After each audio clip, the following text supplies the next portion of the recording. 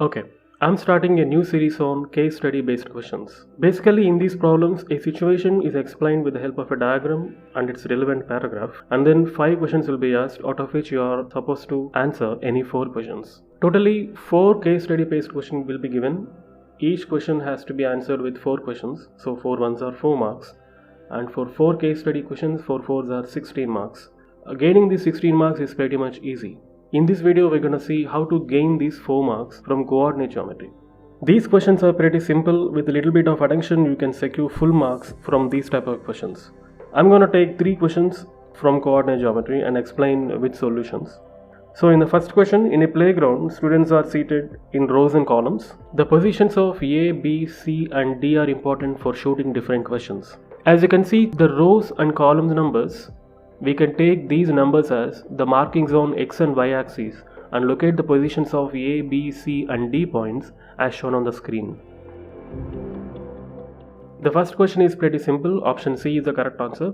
In the second question, as the AB distance is asked, apply distance formula between A and B points, then we'll get the first option as the correct answer.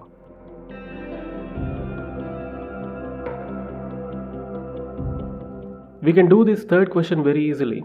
Observe carefully, ABCD quadrilateral is resembling a rhombus in which the intersection of AC and BD diagonals is the center of the rhombus, which means that this point is equidistant from A, B, C and D points. So the position of Jaspal to be at equidistant from the students at A, B, C and D positions is 7, 5. So option D is correct answer. For the distance between A and C points, apply distance formula between 3, 5 and 11, 5. So option A is the correct answer. And question number 5 is very direct question. Option B is the correct answer. In this second problem, you can see a house and a plot containing it as a rectangle ABCD. Along the sides of ABCD rectangle, trees are planted with 1 meter distance in between. Let us mark the tree numbers on the side OB for our better understanding. We can take OD as x-axis and OB as y-axis. Then the house built in the rectangle PQRS will have the coordinates as shown on the screen. Now it comes to the very first question. He's asking us to find out the vertices of P and S. So option D is the correct one. In the second question, the midpoint of diagonal QS is asked. So apply midpoint formula for Q 10, 6 and S 3, 2. Then option A is the correct one. To find the area of the rectangle PQRS, let us find its length and breadth, which makes our task much more easier. The horizontal distance between R and S is 7 units and the vertical distance between R and Q is 4 units, which will mark as the length and breadth of the rectangle PQRS. Just multiply these length and breadth to get the area of the PQRS. We just now figured out the length and breadth of the rectangle PQRS, so option B is the correct one for the final question. Now comes to the final problem for today. A team of archaeologists is studying the ruins of a small town from 1800s, a medicine bottle, a doorknob and a pottery jug. The locations of these 3 artifacts are shown on the figure.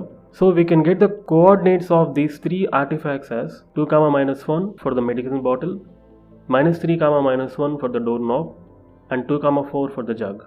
First question, how far apart are the doorknob and the bottle? As they are on the same y coordinate, just count the horizontal distance between them, -3 to 0 3 units and 0 to 2 2 units, totally 5 units. As each unit is 5 meter long, the required distance is 25 meters. In the same way, the bottle and the jug are on the same x coordinates. Just count the vertical distance, then you will get the distance as 5 units, which means 25 meters again. To find the distance between the doorknob and the jug, apply the distance formula, we will get the answer as 7.07 units. In fact, the option D must be 7.07 units, otherwise 35.35 meters. But it is given as 7.07 meters, please correct it. In the questions 4 and 5, simply the coordinates are asked. So option A is the correct one for the fourth question. And for question 5 also, option A is correct answer. In the next video also, we'll solve some case study problems on some other chapters. To get the notifications as soon as the video is uploaded, please subscribe to the channel and click on the bell icon. See you again in the next video.